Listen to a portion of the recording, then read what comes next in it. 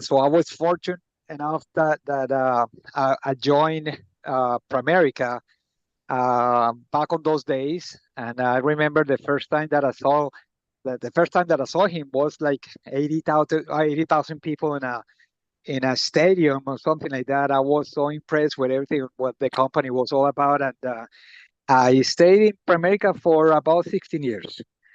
So did an awesome career, and I was able to actually uh, sell my agency, and the money that they gave me, I just put it in houses.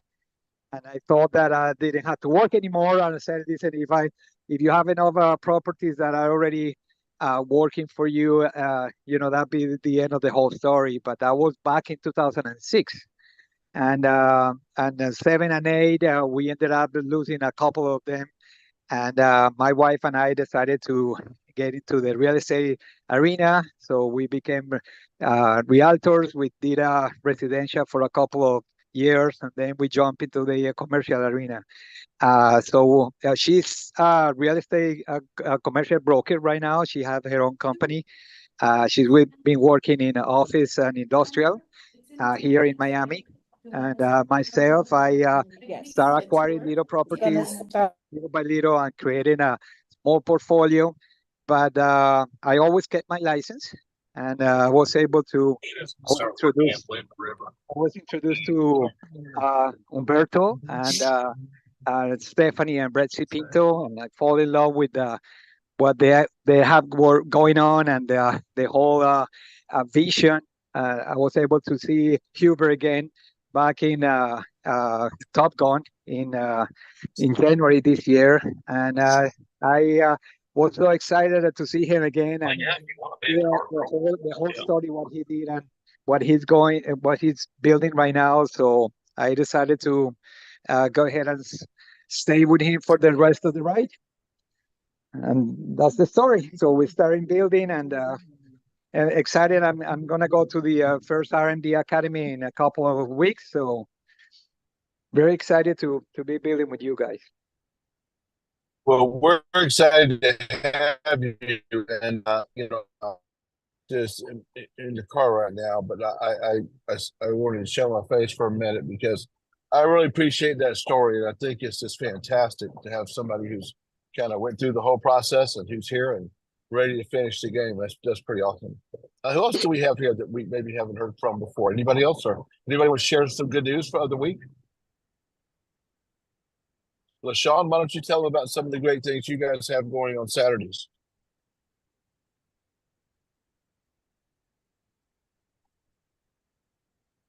Say something.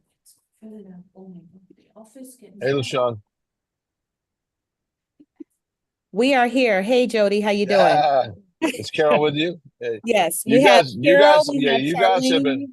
Oh, hey guys, yes, we're here. I knew you guys were holding down the fort in Atlanta, so thank you and great job with what y'all you've got going on. Tell them a little bit what's going on tonight, and also what you guys have going on You want to go? on the other days. Hey, Carol. Hi, how are you? Awesome, thank you. Yes.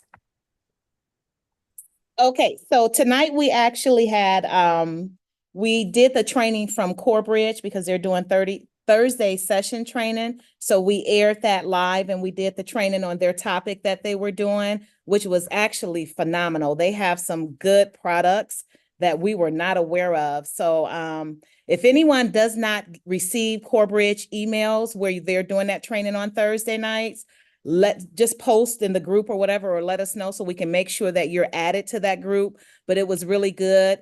We're in here now paying attention to this training, but we also had an open topic for just any concerns on any product training or anything like that, BOPS or prospecting. But we are actually discussing the Takeover the Atlanta event right now as we're listening to you guys. So it's really good. Thank all of you guys for what you do and actually doing a great job conducting tonight's meeting. And guys, that's just a great way to lead into what we want to talk about. What our theme tonight is how big this business really is. And about it was also about for you to become a total business person. every one of you have got to learn how to be a total business person. And in this business, that means you've got to learn to be a recruiter builder. It means you've got to learn our products and systems. You got to be able to do an F&A, and you got to be able to, conduct yourself as running the business. And we're going to be having some trainings going forward about how, you need to be running your business. I know it's timely right now because this is tax time, and you got to know how to get your taxes done, how to use the tax advantages that come with being a small business owner, which you are. You're being an entrepreneur, and so it's time for you really to step up and to think big. I sent a few messages for this when I was up in New York, and I just kept wanting to people to think bigger, because whatever you think now, I want you to I want you to put yourself in positions to stretch your vision. This week I had a chance to stretch my vision in a couple of ways. One is to go to Wall Street. There was 10 of us that were taken to New York, to the New York Stock Exchange, and then to a phenomenal leadership meeting in the boardroom of Goldman Sachs, and Nexus, one of our great product providers and partners, took us there, and that was phenomenally vision stretching. And then, in my life, I love sports, but Augusta National is the premier spot on earth as far as golf goes, and to be able to go there today and take some people who've never been, and to take Taurus, who's the new leader on our team, over there. And it was just incredible vision stretching for me. And so I want you to put yourself in a position to think bigger than you've ever thought. Now, I want you to think about that again. I want you to purposely put yourself in position to think bigger. What are some things that inspire you? Anybody want to kind of tell me a couple of things that inspire you? What are things that, if you do or you're around, just make you think bigger? Anybody want to give me some ideas? That's a great question. I mean, I have found a great question, because I want you to think about what inspires you. What is someone that you see that inspires you? Someone when you hear them speak. Do any of you have someone? Do you have someone that you like to hear speak and they inspire you? For me, it's successful people, and whatever vein they're in, whatever their chosen path, or whatever their business is. People that have been successful in their chosen area inspire me, because I want to know how and why, and I want to learn more. Okay, excellence. I mean, I would have said the excellence, incredible excellence, inspires me. Just the same thing Jack says. And so what you have to do, you have a choice every day. You're going to be around people like that, or you can be around people that are lesser than. And you have got to seek out those people in those situations to inspire you. And there's never been more of an opportunity of that than ever. If you have someone that just absolutely motivates you, you can go to YouTube or TikTok or whatever and hear those people. I mean, put yourself in positions to think bigger than you've ever thought.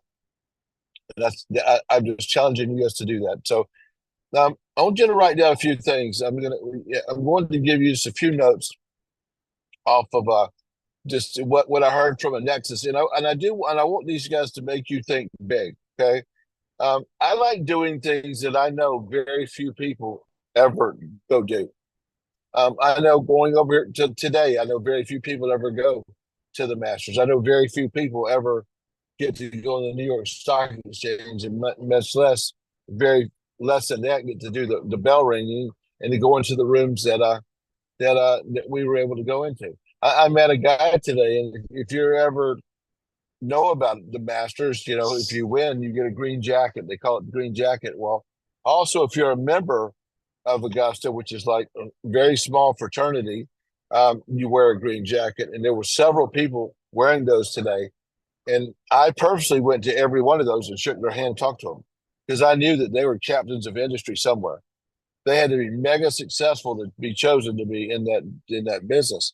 So I met one gentleman, and he's in the banking business, and we were talking about the New York Stock Exchange, and this guy had been a banker for 25, 30 years and was retired.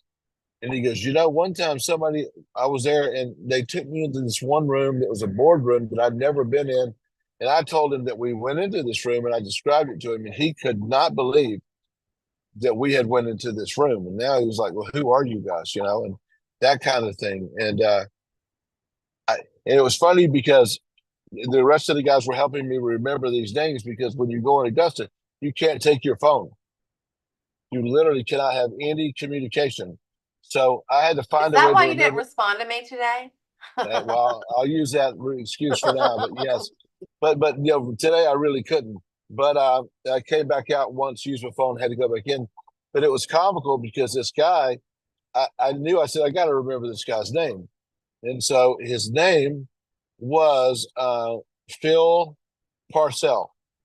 And the reason I was able to remember that was because the New York Giants coach was Bill Parcells and their quarterback was Phil Simms. So I remembered it. I kept saying it to myself. I said, just remind me of the New York Giants. I remember this guy's name. So, but I love that stuff. It inspires me. So I'm telling you guys, be around people that inspire you. Seek out the people in this business that are the most successful. And if you're around them, you will become those people. But at this event, here are some of the things that I was told, and you might want to write these down. These are very important facts, okay? Number one is that HGI is the fastest growing launch ever within a Nexus. Now, do you think about the power of that? The Nexus is a big company. They have relationships with North American, Nationwide, and Athene. Those are three ways that we can use them here. These WFG as well. No. I'm not talking about. I'm just talking about we. Those companies are who we can go get a Nexus through. In other words, if you want to use a Nexus, you have three ways of using a Nexus with us, and that is through North American's products, Athene's products, and Nationwide products. Okay, this is the fastest launch they've ever had, which does include, WFG and others. So they're just giddy excited about it, and that's a big deal. Also, they have the ability through their relationships with Goldman Sachs to leverage all of their buying power. This is the biggest buying power group in the world. It's the most prestigious bank in the world. Goldman Sachs is on Wall Street. And so, and the numbers they do are staggering. So a Nexus, through their relationships, they're able to leverage Goldman Sachs, okay?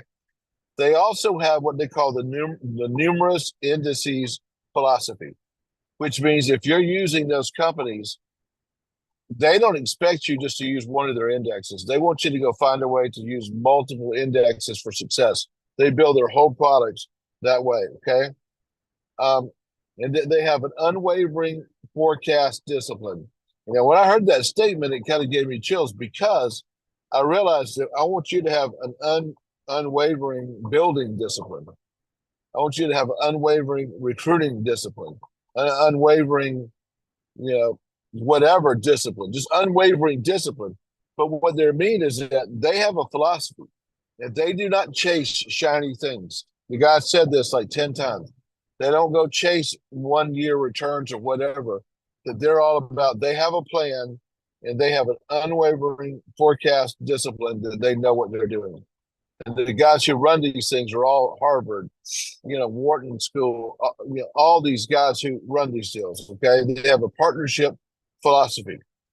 And so they also know that an illustration plus forecast plus diversification creates success. And so whenever I heard those things, it just really made me realize, because as excited as I am about them, then you just heard how excited that LaShawn and those guys were about Corebridge, which is AIG. And then I could tell you the same feeling that people have about other products. F&G's are great. Think about this.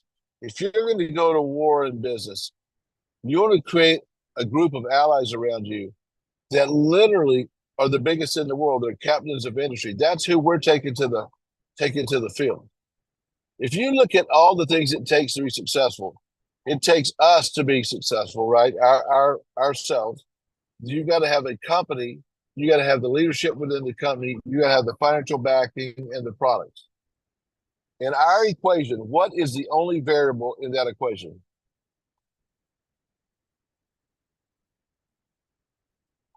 Who can tell me? Out of that equation, Us. what is the People. we're the only it's you, it's me, it's us. And if you think about this, what do you think the chances are of Hubert and Steve and Aki and all those guys not being successful? Not going to happen. What do you think the chances are that our financial backers or our product providers don't give us good products? There's not a chance. What do you think that integrity is going to do? The sky's the limit for them. It all comes down to whether you can get your rear end out of bed tomorrow, think bigger, read your goals, have a plan, and go build something. We're it. And I love waking up knowing I got it. All I got to do is go make this happen.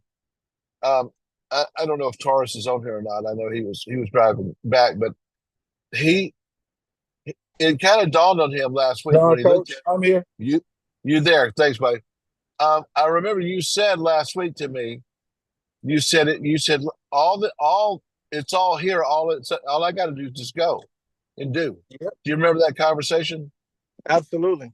It's Yeah. like it's like you want a scenario where you can just plug in your work ethic, your enthusiasm, your energy. You just like if you can just have like a vehicle and people that you can get around and you can just apply those things and you win. I mean, that's like the perfect storm. That's what I was saying. Yeah, and also, guys, you can't lose. I honestly believe this. If you go forward on a consistent basis with any kind of activity and discipline, you're going to be successful. Now, whether or not that means you make 100,000 a year or 100,000 a month, there are variables in that, but you will be successful. And you take all the clouds that are in other industries. Imagine being a copywriter and all of a sudden you don't even have an industry anymore because of AI. Imagine all the businesses that were replaced by AI. Imagine being a realtor right now in a very chaotic world, and that's your only way of building business. We don't have that. We're in a total attack mode. We had a major market correction over the last little while. That plays right into our hands of our flight to safety, circle of safety. If you look in the BOP, if you listen tonight when I do the BOP, or when you do it on that one page, one of the principles that we teach, the last one on the far right, if I'm not mistaken, says the circle of safety. We provide that. How much money in the last 24 to 40 hours did people lose with our products? None. Zero. Not a penny. Think about that for a second. Pretty amazing. Okay? So, point on Wall Street piece that just excites me and fires me up because it should make you proud to go forward and just tell the story, is that this is the golden era of fixed or index annuity products. There will never be a time to where this is the glory days. There may be some come around again, but all conditions. Think about this for a second. There are people who think they can outsmart the market. There's people who think, I don't want to do this. And all of a sudden, these products have just become phenomenal. And all we have to do is get them in front of people. Anyone who has money that's past 40 years old should certainly consider one of these products. So that is just awesome to do. Now then, one other thing real quick, and then we'll want to hear from Zach and Kimberly to kind of lead the charge on some other things for the company. But that in Atlanta, this is what LaShawn was talking about. And I would challenge you guys to do this. I would tell you about in a second, on your own, kind of with whatever area. I want you to own your city. I want you to own your area. I want you to own your market. Okay. meaning that if you're in Southern California or you're in Austin, Texas, you're in northeastern United States, wherever you happen to be, go own it. It's like here in sports. Georgia's successful. I want them to go recruit people for the football team all over the country, but they had better be getting all the best people in here in Georgia also. So we're going to have the Atlanta takeover, and on beginning on March, or I'm sorry, April 29th, that we're going to go to 5 different places in Atlanta, and we're going to have a great program that I'm going to tell you about in just a second. Okay, Monday night on the 29th, we're going to be in Marietta, which is north west Atlanta. On the 30th, which is Tuesday, we're going to be in South Atlanta and Eagles Landing. On Wednesday, we'll be in DeKalb County, which is Dunwoody, and that is the first. The second, we will be in Gwinnett, which will be in Aki's office. By the way, the meeting in Marietta will be at Steve Gross's office, and we're going to be getting you a flyer out on this tomorrow. And then on Friday night, it'll be culminated with a meeting in the home office, and so that will be the one for the Alpharetta area. So I'm very excited about that. And so, what are we going to message in these? Okay, we're going to have a program that's basically just about the financial revolution, and in it, we're going to make sure everybody understands a few things. Number one is, how can you go find a business that accomplishes both building equity and the new 6 figures? We're also going to have part of it where you're going to teach people the secrets of money, and specifically to the senior market. We're going to teach the three secret ways people can take money out of 401ks and IRAs in a tax-free environment. We're also going to talk about the women's revolution in business, and we're going to be talking about technology. So we're going to be recruiting people to those messages. So I'm excited. And guys, will it be perfect? No, but we're going to have massive imperfect action. And so this is a big deal. James is flying in to be here at that. Zach and Kimberly are going to be in Atlanta for that whole week. It's going to be a big deal. So we're going to go out and we're going to make some noise. And that's the kind of attitude I want you to have in your whole marketplace. And by the way, that can be a virtual takeover. If you have a vision, go own your market. So I'm really excited about that. So what are some of your thoughts, Zach? I know we talked a little bit back and forth through planning on this through text, just getting people to think bigger. So what are some of your thoughts with that? Well, I think that one of the things that it's really important for people to understand when they think big about their own life or they have to, first of all, believe and understand what they're capable of. And I think that finding that within yourself is really important. I think staying plugged in, like being at these events, being at local events where you have them live, not missing the major events, those kind of things keep you energized, right? Business is an up and down piece. You're going to have good days, you're going to have bad days, you're going to have in between days, right?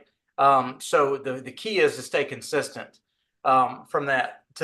But you got to stretch yourself. You got to stretch your dreams. You got to stretch what you allow yourself to think about. A lot of times, if you spend any time consuming on social media, hopefully it's not a lot of time, but I always like to look at and listen to things that make me think better, not worse, about what's going on in the world, what I can do, the accomplishments that I can make. There's so much crap out there right now that'll make you it'll depress you from the time you start looking at it. So stay focused on positive things, and really thinking bigger about your business, not just about your goals and your dreams. And I want this house, I want this car, I want this. Translate that more into what you want to see your business do, what you want to accomplish from an HGI perspective. And the number one thing you can do to think bigger is take the lid of limitation off of your HGI business. And the biggest part of that, and Aki drove this home a lot when we were at the last event, the biggest part of that is realizing that your business is your business. It does not matter who's upline, downline, sideline from you. Your success ultimately sits with you. And I want to go through a couple things here in a second that should help you understand if you are working the right way with HGI, if you're focused on the right things, if your mind's in the right place, or if you need to make some adjustments. So realizing that, and I know we've talked about Grant Cardone. He wrote a book years ago, probably written several now, but there was one chapter that he had in his book, and it was called "Don't Be a Little, you know what," and he's basically talking about the blame game. He's talking about not blaming other people for something that happens in your life. And the best thing that I got out of that was if the power's out and your family's cold or your family's hot or your freezer's melting, don't be mad at the power company. Be upset that you weren't prepared. Be upset that you didn't have a generator installed, right? Always, even if it's something that you wouldn't normally think about being your responsibility, make it so. Make it your responsibility. So the HGI model gives us absolute freedom, right? We can sleep as late as we want. We can work as late as we want. We can get up as early as we want to. We can do anything we want to do from a behavior standpoint. So we have the absolute freedom. And as in the words of Spider-Man, right? With absolute freedom comes absolute responsibility, or with great freedom comes great responsibility. That is what you have to take and internalize. It's very, very easy to look at whoever recruited you and what you may not have from a support perspective.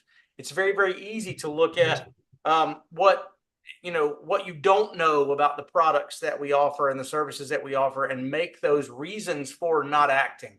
But when Jody talks about massive imperfect action, and when Hubert talks about that, that's what they're talking about, is massive imperfect action. What we do is not going to be perfect, and it's not necessarily going to look as pretty as it should or whatever, but it's got to be massive. We got to make a big move. So I'm going to share something real quickly if I can share my screen here.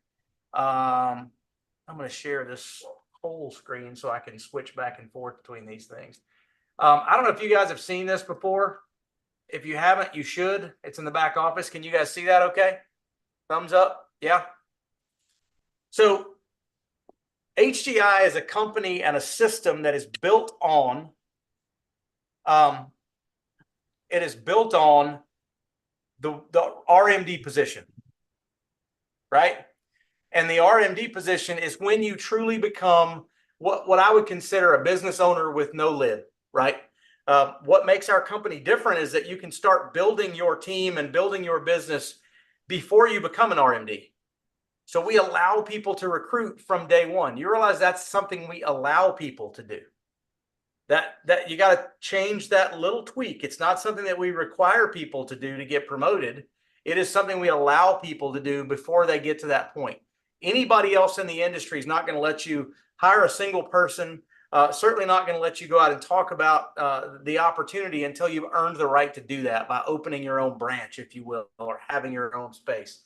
So as an RMD, which I want to talk to everybody on here, like you're in that position, whether you are or you aren't, you should be mentally. That should be part of your thinking bigger. The higher law is where you want to live. And we have a tendency, human nature is, if you look at it, that the lesser law is where we come from. And I've heard Hubert say it a million times, is that everybody's default position is average and ordinary. And what it is, it takes a special person to go and be extraordinary. So when you look at these concepts, I want you to understand, I want you to remember something. Jody's always said success leaves clues. I want you to remember that character is contagious. Whatever you do, your people will do. If you've had kids, I can promise you, you've seen this firsthand. It doesn't matter what you tell them to do. If you do the opposite, if you behave in a different way, they're going to do what you do, not what you say. So from a higher law perspective, what's the difference between a team and a group?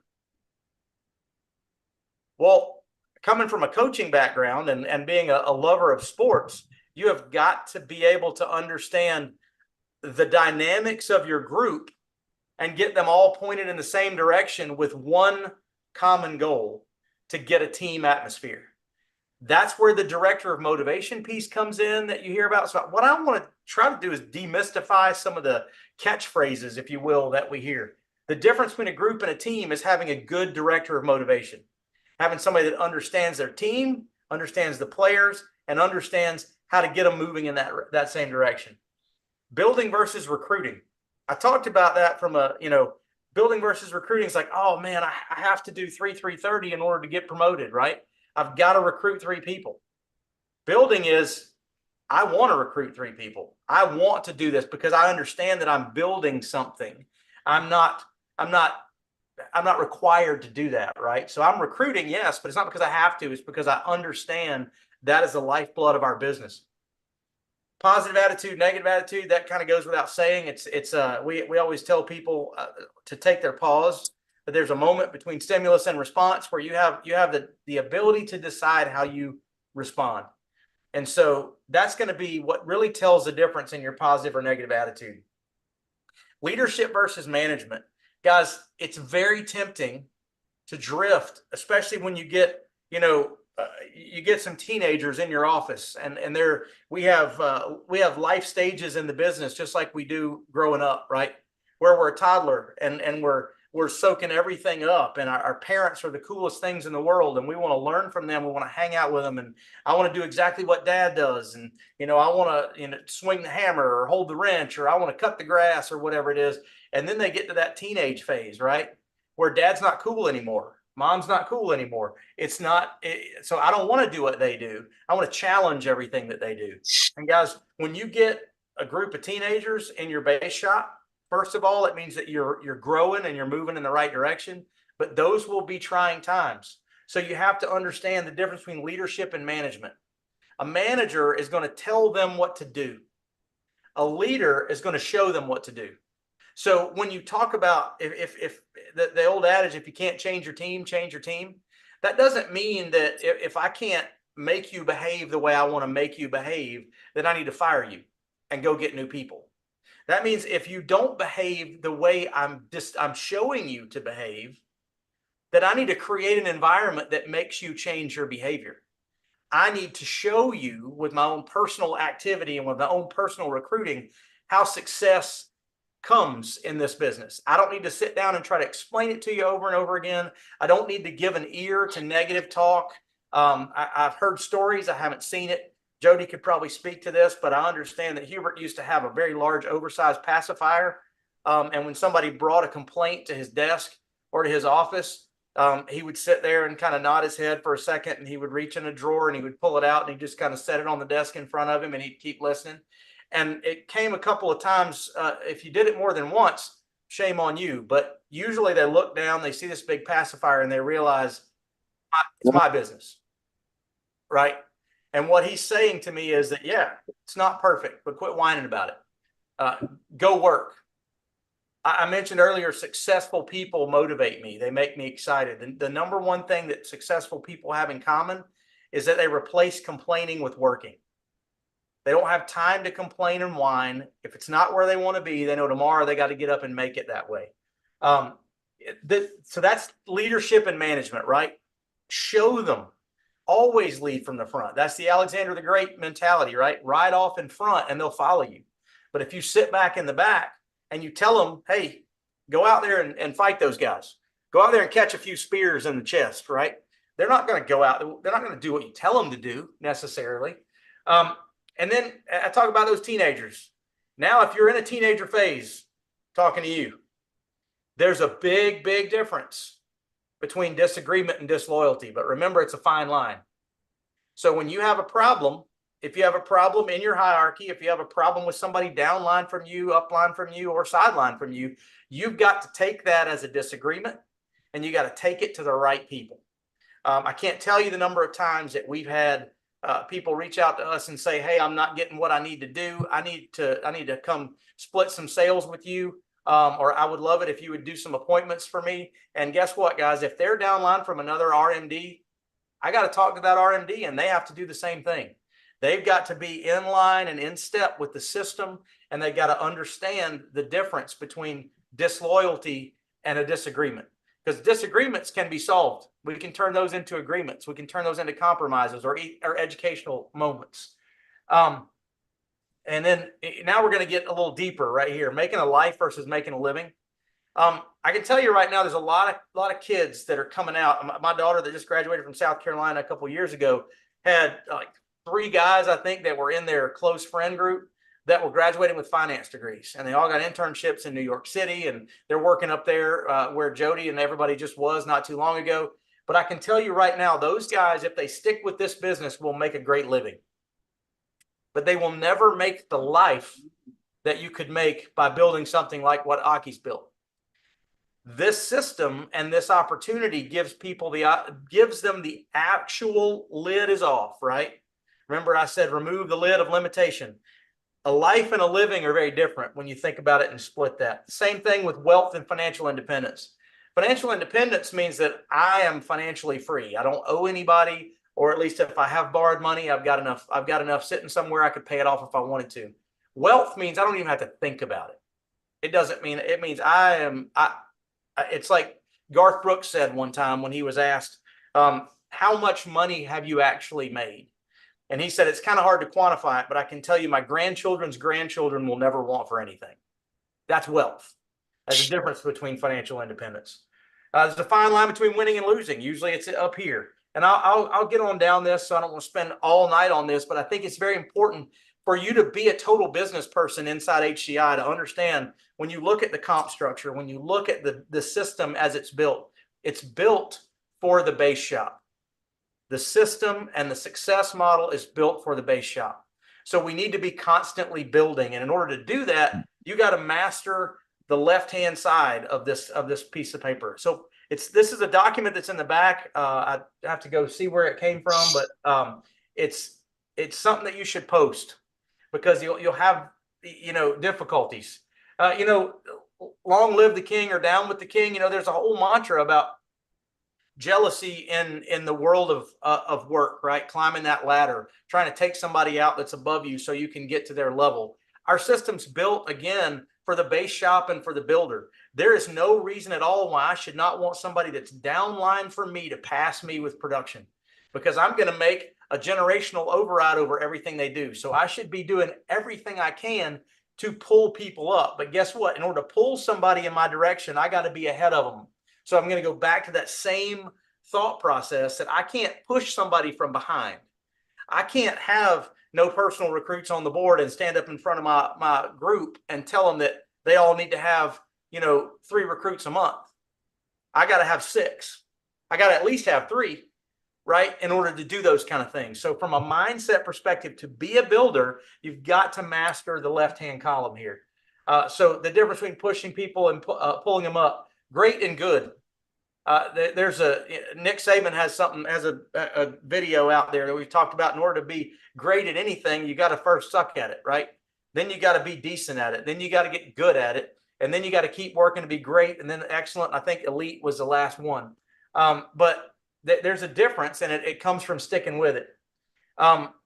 If you have people, and this is more like housekeeping stuff, but it's also mindset and keeping you on the right path. You're going to have people that get together at the water cooler and in your office, right? You're going to have people that there'll be some stern conversations. I didn't say you couldn't ever.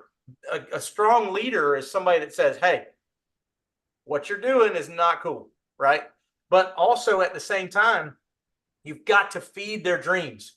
You've got to feed their understanding of how important that is. You've got to consistently paint that picture of where we're going. And that's one of the things that I will always see Hubert do. And some people say, well, man, he won't slow down. He just won't say, we did such a good job. We've done such a great job. It's because it's not that he doesn't realize that we've done great things.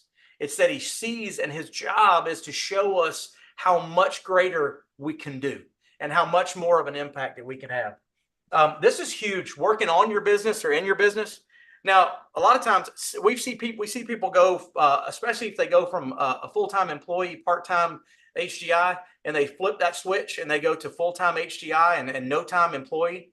We see a lot of people that get really busy working in their business, I want to get all my paperwork organized. I want to set my home office up. I want to make sure that I have 25 copies of everything that I might need. I want to make sure that I'm appointed with everybody that I might write business with. I want to make sure that I study every product that I might one day write. That's working in your business.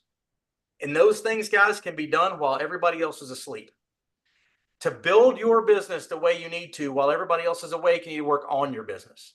And if what you're doing actively on a daily basis doesn't recruit someone, train someone, or help someone close a sale, whether it's you or them, you're doing the wrong things during the day. And when I say train someone, I don't mean sitting down teaching them about a plan. I don't mean sitting down teaching them about a product. I mean sitting down in the field with them and one of their prospective reps or clients. That's training. We're a system-based business built off system training, and you train in the system in the field. You're a field trainer, you're a field builder, you're a field leader. The word field is the key part in that situation. So system driven versus personality driven. Guys, our system is built, and you've heard it 100 times, where if everybody thinks when they come in, they got to put their own flair on the BOP. They think when they come in, they got to put their own flair on the marketing materials.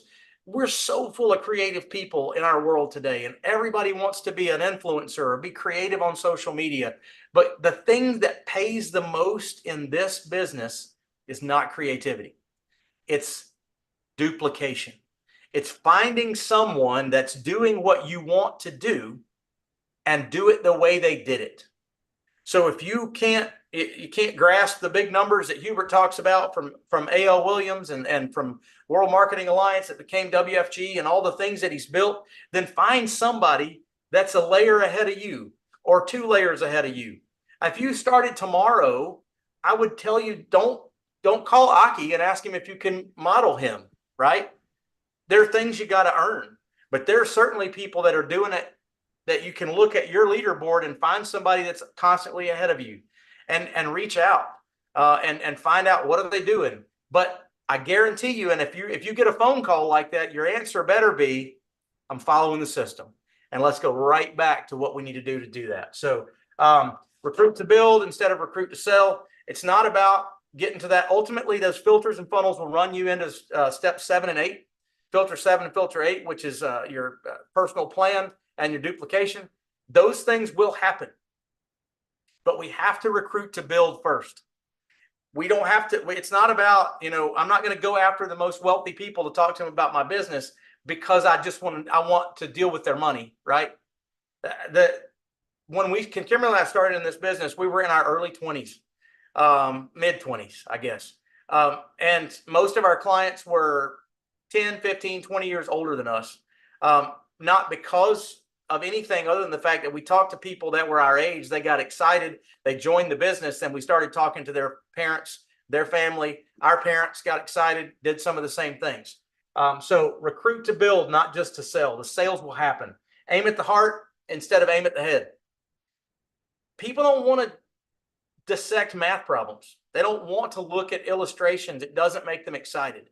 What makes them excited is understanding that they can take off that lid of limitation on their dreams. And you can do a lot of this at the same time in the needs analysis process. Like Kimberly's a magical person at the needs analysis, where at the very beginning, she says, okay, steal the line if you want to. She didn't come up with it. She stole it. But say, if I could wave a magic wand over your retirement, and what would it look like?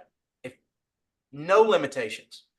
Tell me where you'd be if you could be where you wanted to be at retirement. And they start talking.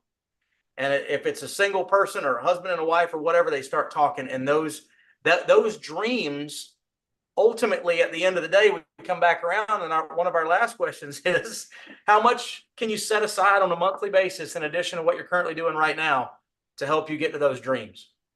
So we got them dreaming, we got them believing, and at the very end, we got them saying, oh, this commitment I'm making is for those dreams. So aim at the heart, not at the head. It's not about the whiz-bang indices. It's not about, those things make agents excited. I promise you, understand me. If you're talking to new people that want to get involved, that aren't involved right now, they don't need to hear about those things yet.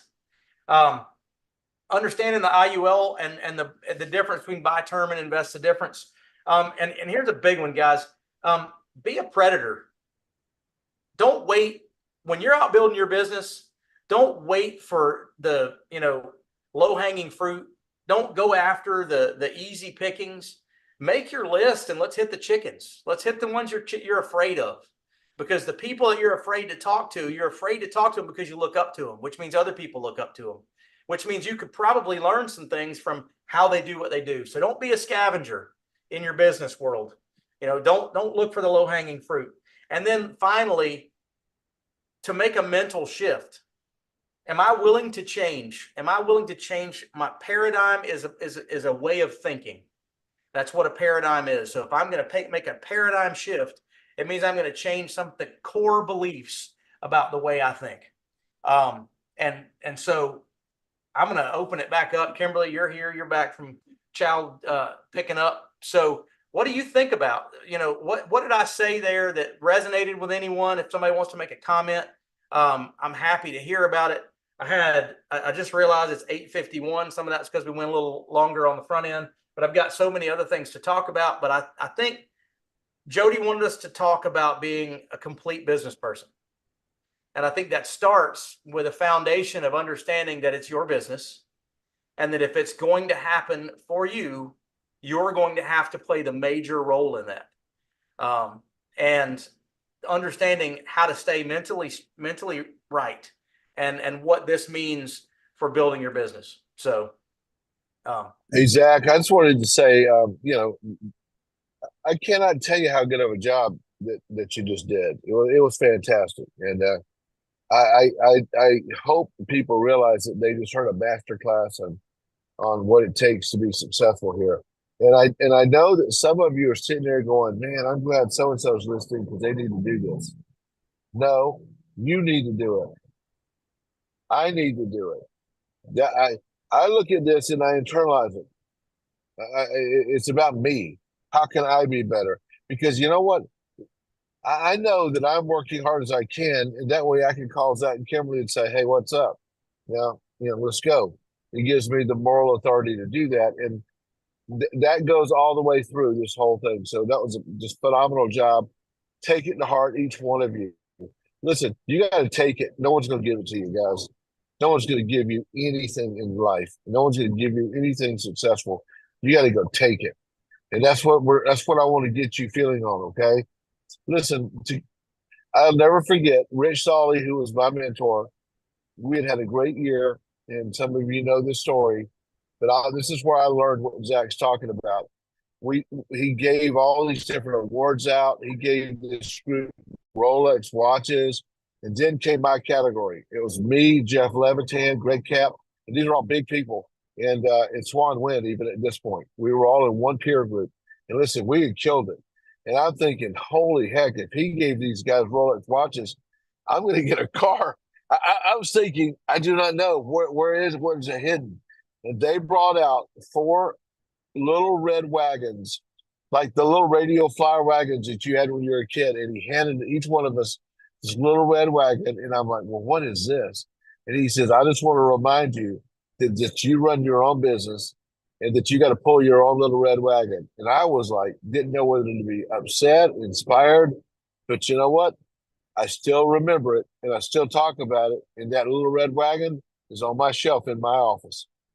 And so that lesson hit me right between the eyes, because he was saying, okay, big boy, you go buy your own deal. And so I want you to look at that here. How do you become an RMD? This is kind of real quick. I want you to understand this.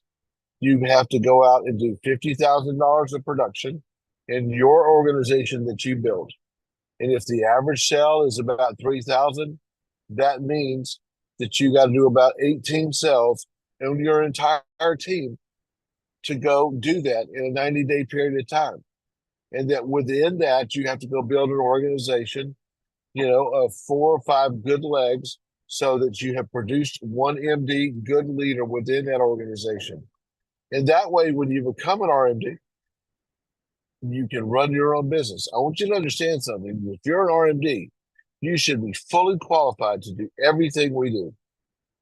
You literally shouldn't have to call your upline leader for anything other than getting inspirational leaders and things like that.